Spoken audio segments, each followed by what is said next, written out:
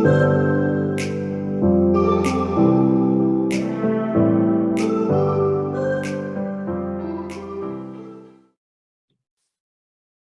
everybody. Welcome to another episode of Hope Without Sight with your host, Sailor Cooper, and your host, Tyler Evans. Co-host, actually. Yeah. Co-host, This is episode 32, Cracking the Code to Free College. On this episode, we have a very special lady.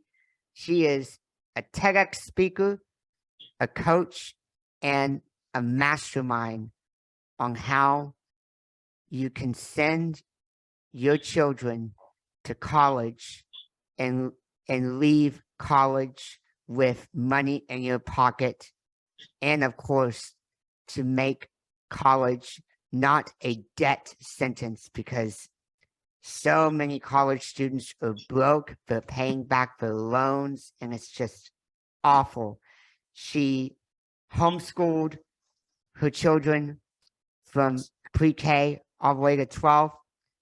She struggled during the 2008 financial crisis, and despite this, she came out on top. Please welcome our very special guest, Denise Thomas. Denise, how are you doing today?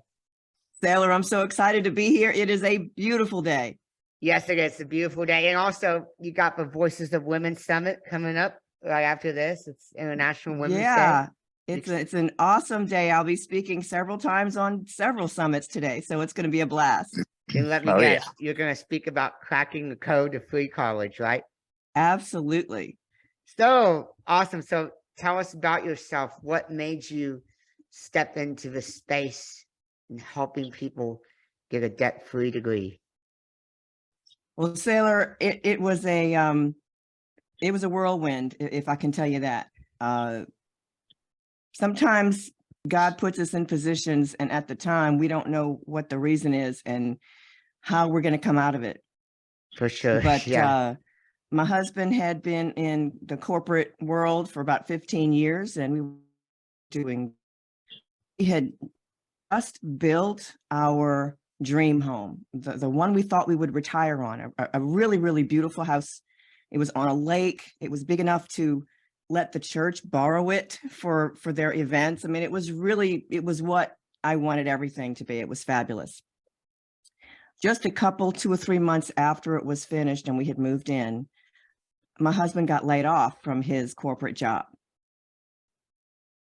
Wow. I was cool. I'm going, okay, cool. That's all right. We'll just go ahead and put the house on the market, because I'm one of these very conservative people when it comes to money. I don't want to be stuck in any, weird places. So we put it on the market. He was able to get another job pretty quickly. That was awesome. We could breathe, because this was, not a small house note.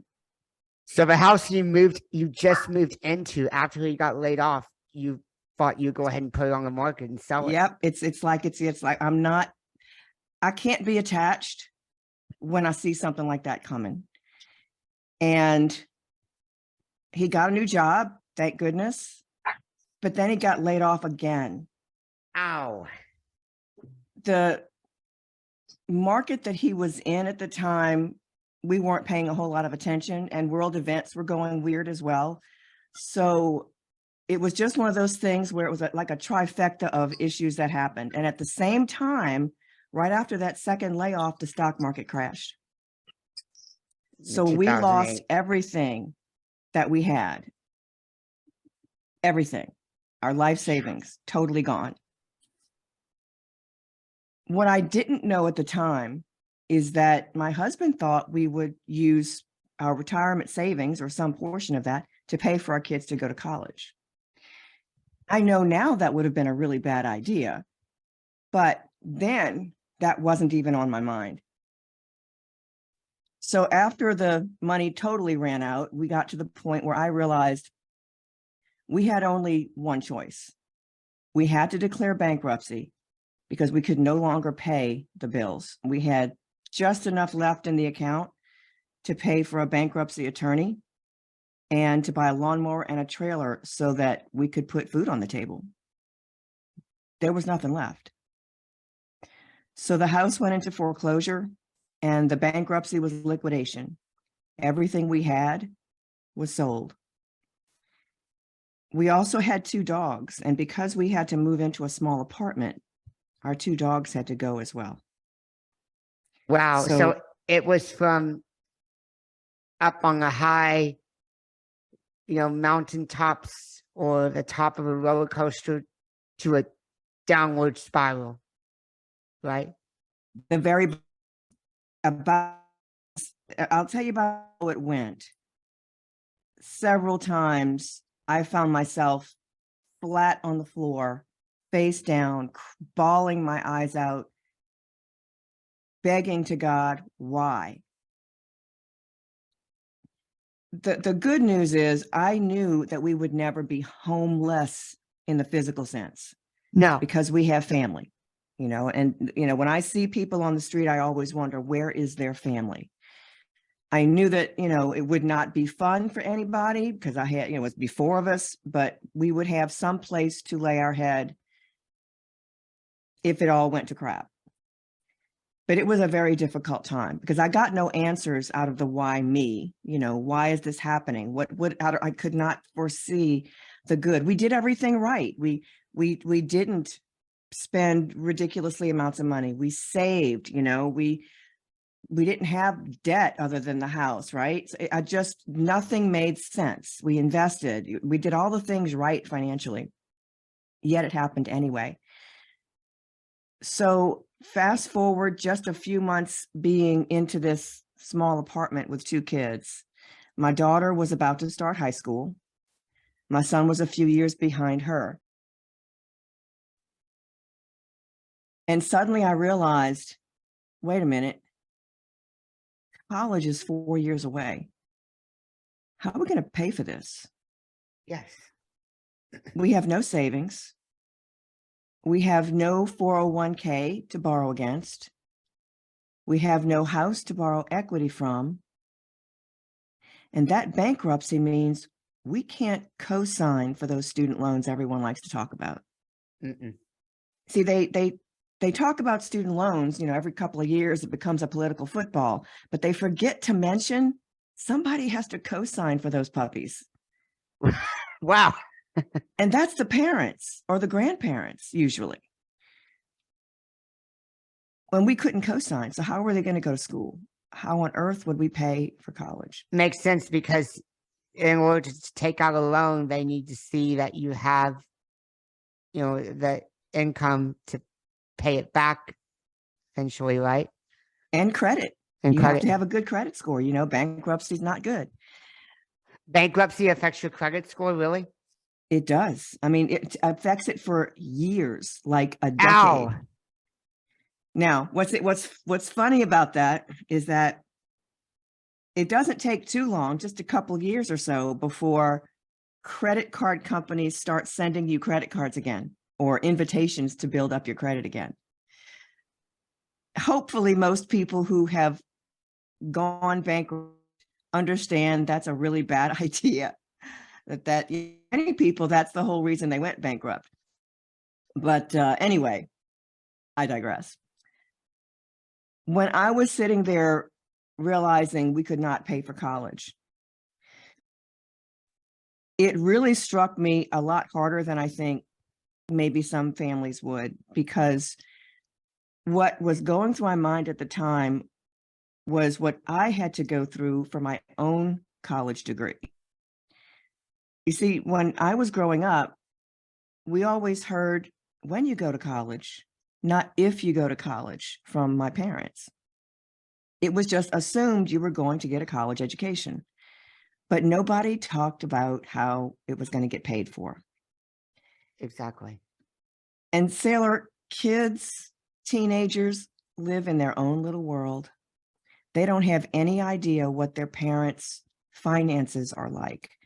They have No. a roof over their head, food on the table. They get a Christmas present every year, a birthday gift, and they're cool. They have no idea. Especially back then, nobody talked about money in families. And I don't know that it's a whole lot different today.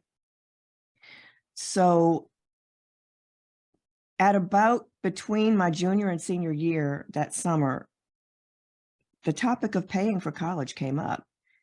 And my mother said, "Oh, no, we're not paying for you to go to college. That's on you." Yeah. I had no idea. I had just assumed they were paying for college. But Sailor, looking back on it years later, I realized there was no way they could have afforded college. We were poor. I didn't know we were poor.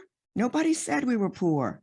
That's right. But like I said, we had food, we had birthday present, a Christmas present. What I didn't realize until many years later, we shopped at the thrift stores for clothing. My dad and I would take like little twice a week road trips around the neighborhood on trash night, looking to see if anybody, quote, has any good trash. What that meant was, does anybody have anything that they put out on their lawn for the trash that he could fix? A bicycle, a lawnmower, a desk, a rocking chair. We got all of that because somebody put it out on their lawn as trash. So in a way, you would kind of go dumpster diving to find good stuff. Yes, it was dumpster diving, back when I was a teenager. And, bicycles we had 4 kids in our family. I was the oldest. Bicycles, that was hand-me-down bikes. Dad would slap a new seat on it, paint streamers, and, voila, it would get hand-me-down to the next kid. So I didn't realize any of that growing up. And I went to college on the Pell Grant, which is for low-income families. Yeah, it's part of the FAFSA, the Federal Student Aid. Tyler, I know you're familiar with that because you had to fill that out. Exactly. Yeah, I am. I've filled it out every year. Yeah, every year. And the Pell Grant, though, is not intended to cover everything for college. You're not intended to go away to school. It's for your local regional college, and it covers pretty much most of that for most kids if they're living at home. But I didn't live at home. I went away to school. It was a public school, but I still, even with the Pell Grant, I still had to work 3 jobs. And even then, I had to lift food from the college cafeteria so I could eat on the weekends. Dang. I did not want my kids to go through that. No. So that was where the story began. That was where I got the determination that, by golly, there's got to be a way. What are we missing? And that's when I started doing the research. And in my research, Sailor, I found that 70% of college students graduate with student loan debt. But I can do the math. That means 30% are graduating debt-free. Wow. What are they doing? And why don't we know about it? Why isn't the media talking about that? Yeah. I was asked to figure out what was going on, what was different. And what I did is, if something I found sounded remotely like it might have an effect, I put it into action with my own kids. From late middle school, and of course my son was younger, all the way through high school. In the end, my 2 kids were accepted to every college they applied to with scholarships. They attended college on 17 scholarships, totaling more than $199,000. They both walked out of college debt-free with cash left over. Now, dang, now go into detail. How were you able to allow them to do all that whenever you were broke and bankrupt yourself? How in the world? I mean, to me, unless you explain how you did it, that's just not possible. What did you do? Well, okay, I'm glad you asked. So here's the thing. When I used to talk about this on stages, I would end with that. And it was like, and that'd be it. And people, what I didn't realize is that a mom came up to me in 2019 when I got off of a stage in California and said, "Your kids must be geniuses," because my kid applied to 40 scholarships and won none. What I had failed to mention was that literally half of the scholarships my kids won, $100,000 worth, did not even ask for GPA or test scores. So no, you don't have to be a genius to win all of these scholarships. What you do have to do is understand what scholarship committees are looking for. You have to apply to the right scholarships, not the wrong ones or sweepstakes drawings. And you have to know what colleges are looking for early enough, and scholarships early enough, so that you can plan that strategy throughout high school so your kids have what they're looking for. So your Yes. kid's application is that, oh my gosh, this kid is awesome. We're going to pay them to come here. There you That's go. what it's all Plan about. it, plan ahead. You've got to plan ahead. You've got to start early. That's And right. that's not what we're told today. You know, for decades, we've been telling kids, and even my own friends, when I was doing the research, Denise, you're starting too early. Wait till junior year for that. No, But that's start the now. bad idea. Yeah, start now. I don't care. Look, I don't care if you've got a kindergarten kid. There's a scholarship for a kindergartner. Oh, yeah. Now You can let's, start anytime. let's face it. Did your kids graduate like top of their class, valedictorian, and all that, or were they just Well, they're home, regular? They were homeschooled, yeah. Oh, they were homeschooled, yes. So what their yeah. grades are, you know. Yeah, they But were no, home. they did not have perfect ACT scores or SAT scores. That was good, but certainly not perfect, you know, not even close. So how did they get into all those colleges without the scores? Because that's what most colleges require, unless you go to a community college. Right. Well, they did send their scores in, but the colleges are looking for three important things. Will you pass and graduate? That's number one, because they need to have kids that are going to continue and they're going to stick it out and they're going to actually get their diploma, because that affects some of their statistics, their graduation statistics. So your child's grades in high school, their test scores, yes, colleges do still want the test, even if it says it's test optional, and also the course rigor. So are they taking AP classes or dual enrollment classes at the local community college, or honors classes? What are they doing to present themselves academically as trying to go for something a little harder than, you know, quote, whatever easy classes might be available? Exactly. Now, for us, we homeschooled. We didn't have access to AP classes. And the truth is, what parents don't realize is that high schools add extra points to your GPA when you take AP classes and honor classes. So you have what's called a weighted GPA versus an unweighted GPA. Well, every college strips those weighted points off of your GPA. They take it off. They are leveling the playing field. They have their own formula for recalculating your GPA. And here's how this works. If your kid, let's say your kid goes to a high school that offers 15 AP classes, and your kid took 12 AP classes from your school, but there's another kid applying whose high school only offered 2 AP classes, and they took the 2 that was offered. So it doesn't seem fair for your kid to get the 12 extra points because they took those AP classes than this other kid who didn't have that chance.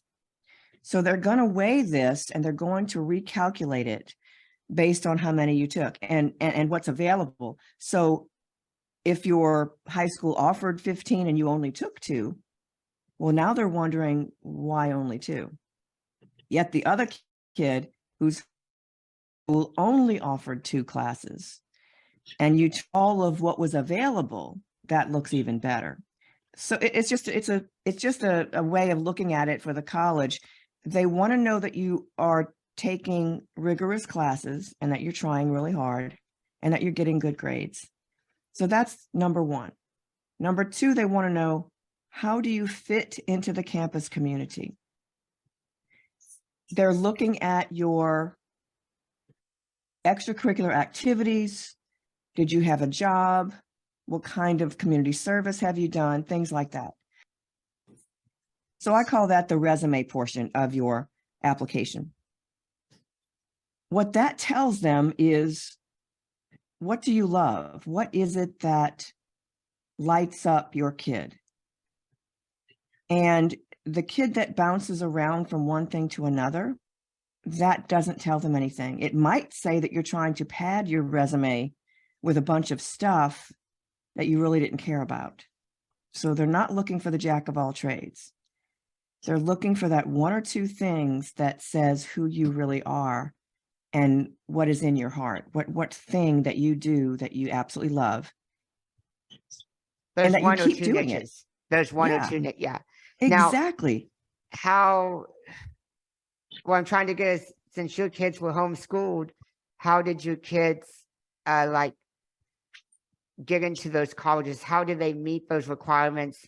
How do they deal with all the AP requirements you're talking about and extracurricular activities since they were homeschooled? That's what I'm trying to get. Right. Well, homeschoolers do have options. You may not have cheerleading, you may not have dance team, but you may have a local dance facility, a building, a place that has dance classes. Right. You may have, let's say your child likes to play baseball.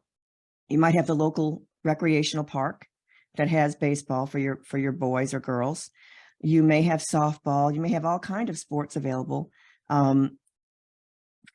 There's other things as well. For example, if your kid likes to play chess, okay, maybe he starts his own chess club. He can start it online, have a, and do a Zoom room type of chess club, right? You can play chess like Right. that.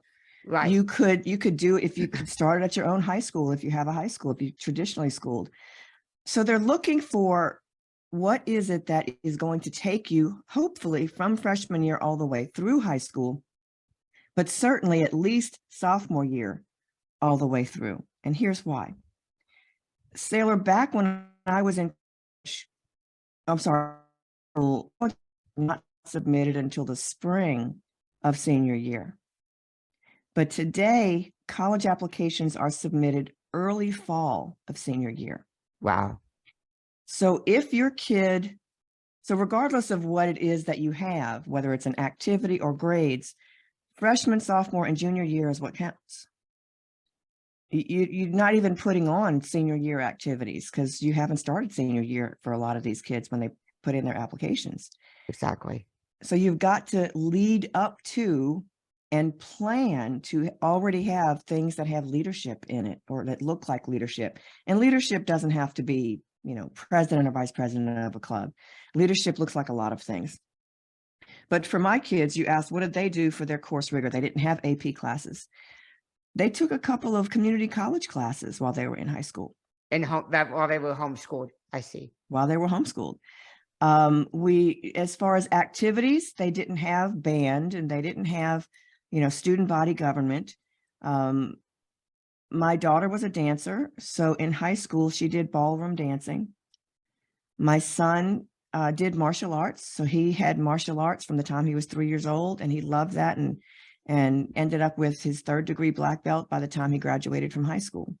And he was an instructor as well. So, but, I say there's always this one thing, but it can be more than one thing. Your kid they can be in leadership in their youth group at church.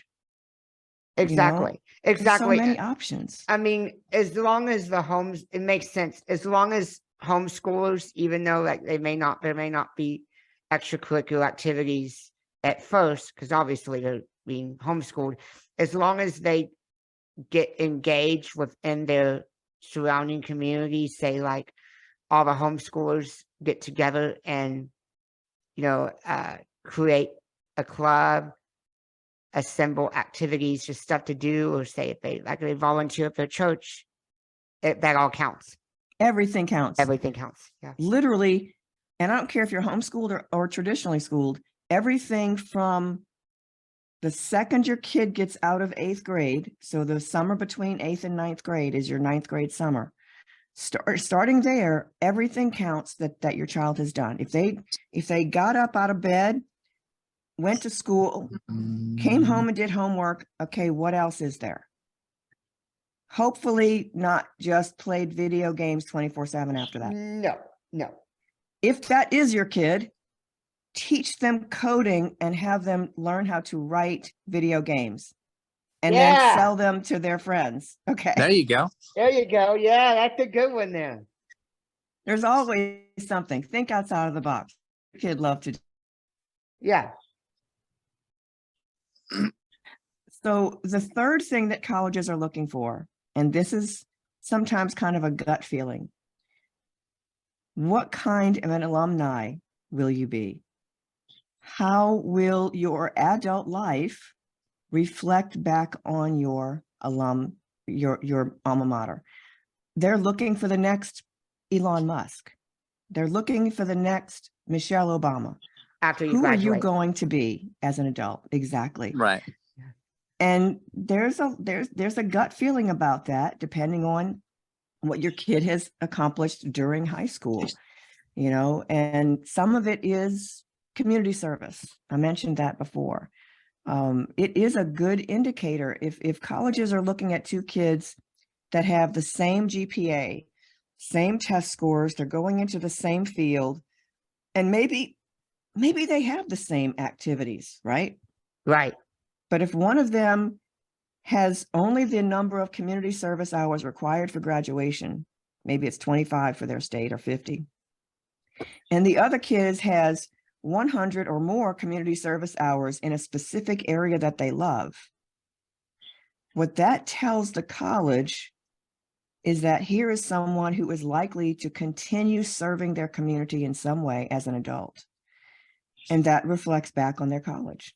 It does. Sure does. Very well said, Denise. Makes sense, and you've done a great job. Now, you obviously you prepared early. You prepared your kids early, even though financially y'all weren't in the best shape. Now, how did y'all get out of that hole, out of that bankruptcy? I mean, did your husband get another job, or like what? How did y'all get out of that?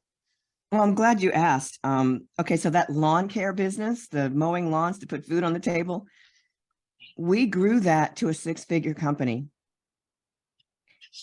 And we did that by showing up, literally by showing up.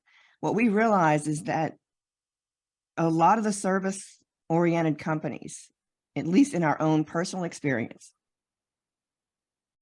just didn't show up when they said they would. But if you showed up, guess what? You get paid. And if you show up all the time, regularly, every time, you get referrals. And if you do an excellent job at what you've been hired to do, it grows by leaps and bounds. And I'll give you an example of that. When my husband would be called up and somebody would ask, hey, you know, I'd like you to come give us a bid and tell us what it would cost to have you come do our lawn on a regular basis. Cool. And he would say, well, before I come over, why don't you go over to a couple of these other houses in your neighborhood that I do, so that you can see the kind of work. And oh, well, you know, it's just mowing. No, it's not just mowing the grass. I promise you, go take a look. Matter of fact, I'll just give you the corner address, and I'm not even going to tell you which house it is. And you'll be able to tell which one is mine. Wow. That is how good of a job he did. So he worked his tail off, and I'm proud. I commend y'all because even though y'all were in a hole, struggling financially, y'all put your bootstraps up, even though you were on the floor just crying. Y'all didn't stop. Y'all just started a company yourself instead of him looking for another job. I really commend y'all for that, which is the reason why me and Tyler are doing this entrepreneurship journey. As you know, it's so hard for us to find jobs as disabled people for obvious reasons. Employers just don't want to understand, and it's not only frustrating and it's wrong. And that's why, you know, I even though this journey I'm on is unknown, I'm still figuring stuff out, putting all pieces together. I commend myself for standing up and going out there fearless and just jumping ship and Absolutely. just swimming and doing it. And I know we talked about this before, but I'm figuring it out more and more. I've been working with Michelle Abraham. I'm going to set up membership sites for the podcast. Now do you do paid speaking or speak to sell? Both, actually. Yeah. Paid speaking and speak to sell. I'm going to be at 6 conferences this year already, 5 homeschool conferences and 1 financial conference that happens to be in Florida. That one it's not as far from me as the others. But I love speaking. Speaking is great. Yeah, because I'm gonna do for now, because I don't have any offers yet. That's still in the stage. I'm still in that stage, as you know, but I did sign up with Frank King. He and I are going to start working together. I'm going to do paid speaking gigs at colleges, associations, even cruises. Yeah, I signed up for Frank because, Joe, Mr. Always Good at Speakers Playhouse Live. That's what he recommended. He recommended his program. He recommended Frank's program for me over Play 100 because Play 100. Because Play 100, it's more speak to sell, and plus, I don't know what you've seen with me. But what Mr. Always Good has seen with me is that I could be very good at paid speaking. That's my niche. I agree. And Frank is awesome. I'm also working with Frank, just so you know. Oh, good. Frank is fabulous, and it's interesting. When my daughter was 16 years old. She had started competing in ballroom dance. I think she was 14. And at age 16, she had 3 dance partners for 3 different styles of dance for a regional championship. And it was probably about April or May of that year. And we were at a friend's house having a crawfish boil. Everybody was having a good time. And they had just put up a zip line in their yard. So everybody was enjoying the zip line. And then my daughter gets on it and she slips off from the top, like from the platform at the top. And she breaks her pelvis places. Ow.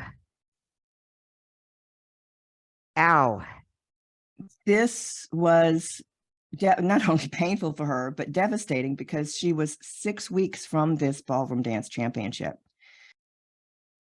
Now, the reason I'm bringing this up is because for the first several weeks, she was pretty much on bed rest. I mean, she was not allowed to move. It was like, just don't freaking move. The doctor said, you just can't move. We have got to get the bone to start healing. And luckily, because it's not a straight bone, bones that are curved in our body will heal a lot faster. So as long as she didn't move and she stayed stationary for a few weeks, she would be okay. So she stayed still, stayed home, didn't go anywhere. But once she was allowed to be in a wheelchair, we would take her to, just to get out of the house. We would go to Walmart and, TJ Maxx and some other stores that she found how unphysical disability friendly these stores are. And then she became an advocate, and she would write the stores and let them know what they needed to make changes with. So the accident was a blessing in disguise in a way. It was an eye opener even for us because, we're not physically disabled, so we don't generally even pay attention to whether or not a doorway is wide enough, or the dressing rooms at the store. Can you get in and out of it with a wheelchair? And they might appear to be large enough, but for reals, they're not. And it's just something that you have to put yourself in a wheelchair to know that. So that was quite interesting. But fast forward, just want to finish that story with her. She, in the last couple of weeks, last 3 weeks or so, before the competition, she's in the wheelchair. She's not allowed to get up. That's it, wheelchair in bed. She had the 3 dance partners. One of them had never competed before. He says, I'm out. I can't not practice and compete. Can't possibly do that. The other was her brother. She was going to compete with the paso doble with her brother.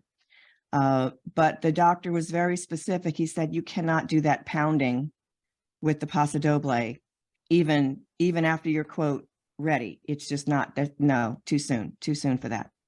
So that was out. The other gentleman had competed before. He was willing to be coached by her from the wheelchair while I was filling in for her as his dance partner, and she would coach him as to what he was doing and not doing, so that the doctor told her, in order to compete, you cannot practice at all. You will get out of that wheelchair and walk onto the dance floor. And that's exactly what she did. And So- she won that competition. So she was able to participate in that competition and won it after all. How cool. Even without practicing, it was just muscle memory. It was muscle memory. And she did have a little bit of physical therapy, and the physical therapist, we gave him tapes of her performances before, so that he could see how she was supposed to be able to move. And he was very thankful, because had he not seen that, he's a physical therapist for professional athletes. So we made sure that she was going to the right person in those last couple of weeks. And he told us this thing. He said, the difference between professional athlete and everybody else is the amount of pain you're willing to go through to get back on the field. And now your daughter's fine. Yeah, Right. absolutely. She And walked- she's still dancing, What a story. And so, of course, I imagine you're no longer bankrupt anymore. You're financially set. So you had to give up that first house. Yeah. Tell everybody, what house are you in now? Well, I am in an airplane hangar. I live in an apartment in an airplane hangar on an active private airport in Florida. My husband's hobby is flying airplanes. Ooh. What airplanes does he fly? The 737s? Oh no, he has a Cessna. And I can't tell you which one, because I stay on the ground and take pictures. I don't fly. Oh. Wow. So that, going through all of that is why I'm able to help other families. If it had not been for us going through that bankruptcy, I never would have gone through that effort to find out what to do. I would have been just like every other family, either in debt, co-signing for our kids' loans, or using up our retirement for it, right? So it was a blessing. It was definitely a blessing. Yeah, and I think what I'm going through now, as you know, what I'm feeling is totally normal, still figuring things out. I tell myself, when this is all said and done, I'm not going to look back. I'll never have to worry about finding another job again, which is going to be Exactly. incredible. And so, how many TEDx's have you been on? Speeches have you given? And what are your future goals?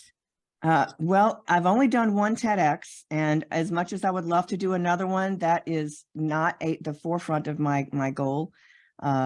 What's on the forefront for me is speaking as often as I possibly can to families, to get as many families as possible on board so that they too can crack the code to free college for their kids and their grandkids. The difference between coming out of college with debt and coming out debt-free, the amount of freedom is just incredible. Your kids can do anything when they come out of college without that monkey on their back. Exactly. But also just know that college indeed is not for everybody, you know. Absolutely. That is the Nope. thing that no, you don't have to go to college to be successful in life. No, you don't. That is another myth or lie or belief that has been perpetuated for decades. It's why we are lacking and in need of the trades. There's not enough mechanics. There's not enough electricians or plumbers or hairdressers or name the trade, because we've been telling people you have to go to college. Exactly. And so It's not a requirement. maybe you should even add that to your portfolio too, because I went to college for 2 years, but I didn't finish because I just didn't like it. It was just too much. And also, I'm going to mention to Frank, the topic I really want to cover at colleges is I'm not going to go into the specifics, but I want to spread a message about preventing hazing and a lot of the bad stuff that happens in fraternities, because I'm not going to go into the specifics, but my sister had a very bad experience in college in a fraternity, and it really has affected, you know, myself and my family, financially, emotionally. It just has cost us everything. And so what I want to work on is just spread awareness, you know, that if you're going to go to college, please be very careful and don't get yourself into trouble when you don't need to. And just for fraternities and sororities, if you're going to be on campus, behave yourself, you know. Yeah, I think kids don't understand that technically they're adults at that age, and they should understand responsibility, you know, Yes. and how their actions affect other people. A lot of that, I believe, Sailor, I'm not going to, you know, go on too much of a tangent here, but a lot of that comes with how kids are raised. You know, I fully believe that a lot of today's woes, and look, I'm not a Dr. Seuss person or whatever, you know, I believe that parents do have an extraordinary impact on how their kids turn out as adults. Exactly. You know, and some of it stems from very young, emotional trauma, you know, or not, etc., how you handle things. And, you know, just the simple things. Exactly. Parent says, oh, my kid comes home from college and, you know, leaves everything laying on the floor and disrespectful and, you know, coming in at all hours. Like, yeah. Really? Nothing changed between. Did you think they were suddenly going to grow up from high school to college?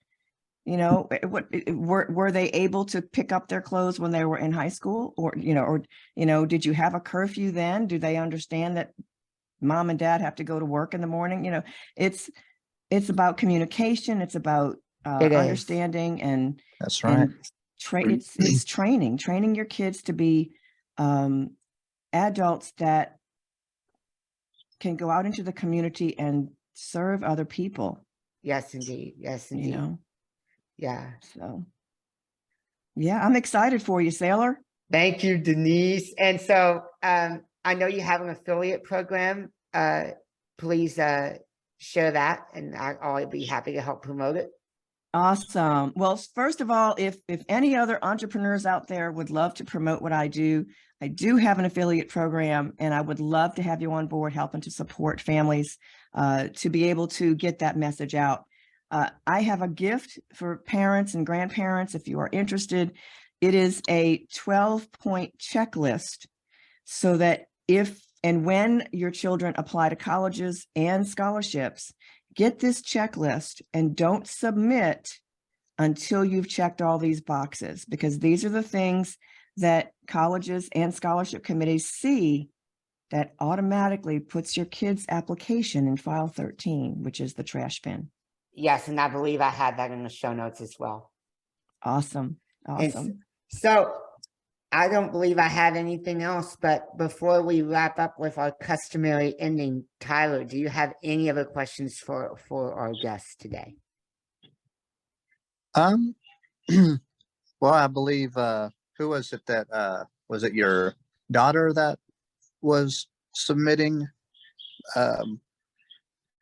information to stores about Yes. how it's not disability friendly, whatever.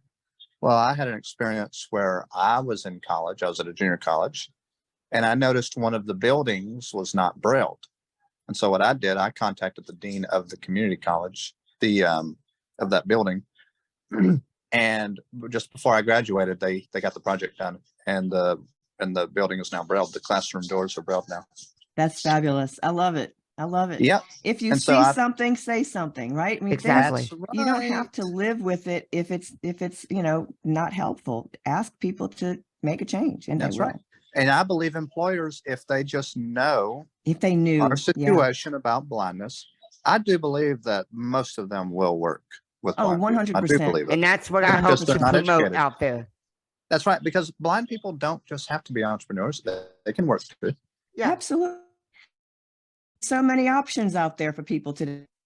Yeah. A speaker is also a great option, right? I mean, blind people can clean. They can Yeah. clean Sure. houses. I mean, I clean my bathroom Yeah. by myself. Yeah, Right. it's just about getting to know your environment and Exactly. look, and your senses. Everybody knows this. When you're blind, your senses, other senses are enhanced, and I believe your memory is enhanced. Oh, for sure. Yeah. So your memory for Well, maybe. spatial awareness, right? So certainly you can be. Look, I paid good money to have my house cleaned. Yeah. Because it was you important ever- to me. Yeah. You ever had a blind person clean your house? We did not have a blind person from our church. I had somebody from our church do it for me. I wanted to keep the money in the family. Oh, cool. Yeah. Cool. Awesome. All right. Awesome. So I'll take our customary ending. So Denise, Okay. despite everything you've been through, it's clear come out on top from bankrupt to, I don't know if I should say wealthy, but correct me. Well, living in an airplane hangar. Yeah, a wealthy we're definitely yeah. comfortable. A wealthy entrepreneur to helping other college kids go to college free, debt free. What advice would you give to anybody who is struggling in life and doesn't know where to turn and who doesn't even know if they're going to come out on top or not? One of the things that I learned from my dad, and remember, we grew up poor, but he always smiled. There was always a silver lining. I don't care what the situation is. And you may not see that silver lining today, but at some point in time, God is going to show you where that thing is. There you go. Just this, whatever struggle you're going through right now, this is a moment in time. It is. It will pass. It will pass. There is something next, something good coming out of it later. Yes. Wow. There you go. Well, Denise, thank you so much for being on Hope Without Sight. Everybody, please give it up for Denise Thomas, cracking a code to free college. Stay blessed. Thank you so much, Sailor. We hope you feel renewed, inspired, and encouraged, like you can just carry on and conquer the world.